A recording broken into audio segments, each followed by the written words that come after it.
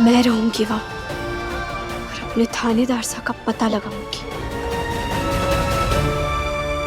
Hello my YouTube viewers, आप सभी का स्वागत है हमारे चैनल दूर की दृष्टि में। जी हाँ, हम मेरे बालम थानेदार एपिसोड का रिव्यू कर रहे थे, तो आपने अभी तक देखा है सुलक्षणा धोखेबाज वीर के बारे में जानकर हैरान हो जाती है।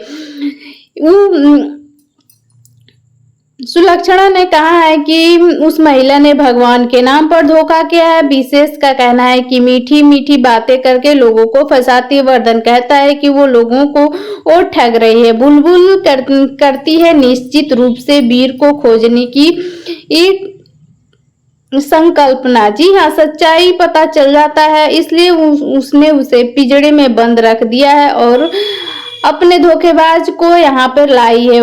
ये सभी बातों के बारे में बुलबुल जान जाती है। बुलबुल कहती है जब मैं यहाँ गई तो मैंने उनकी आवाज सुनी, वो सब कुछ बताती हैं। विशेष कहता है कि मैं पुलिस को बुलाऊंगा। बुलबुल कहती है कि अब तक कोई कदम हम नहीं उठा सकते हैं जब तक हमें सच्चाई का पता ना चल जाए। उसे धोखेबाज को थानेदार साहब के रूप में तैयार किया गया है। उसका मकसद क्या है? सुलक्षणा कहती है हमें नहीं पता कि वीर वहां है या नहीं। बुलबुल कहती है कि वो वीर आश्रम में ही है और हलवा बनाने की बात बताती है। वीर ने किशमिश से बीर बनाकर प्लेट में भेज दिया था। वो कहती है कि मैं अपने पति को खोज निकालूंगी। वो आश्रम में मीठी माई के दुकान के चैन के लॉकेट फेंक देती है। जी हाँ, वो आश्रम में जाती है और दुकान से चैन की लॉकेट ली थी उसे वो फेंक देती है, उसे फर्श पर फेंक देती है। कहती है कि उसे यह नहीं पता है कि वायु उसके पेंडल्स में चीप दिखाई देता है। वायु को उसके पेंडल्स में चीप दिखाई देता है।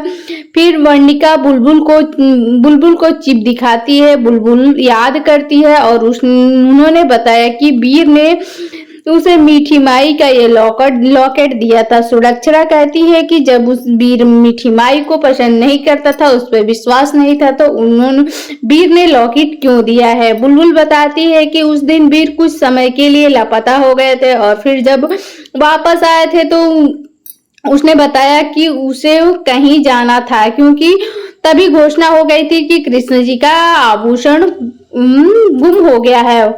वायु को पता चल जाता है और वो सभी को बताता है कि वास्तव में वीर खोजना चाहता था।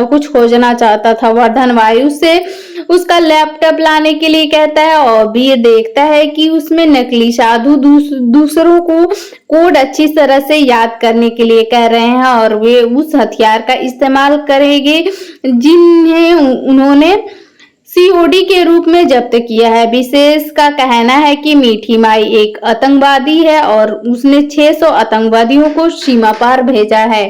तो आगे की जानकारी हम अगले वीडियो में बताएंगे। अभी के लिए बस इतना।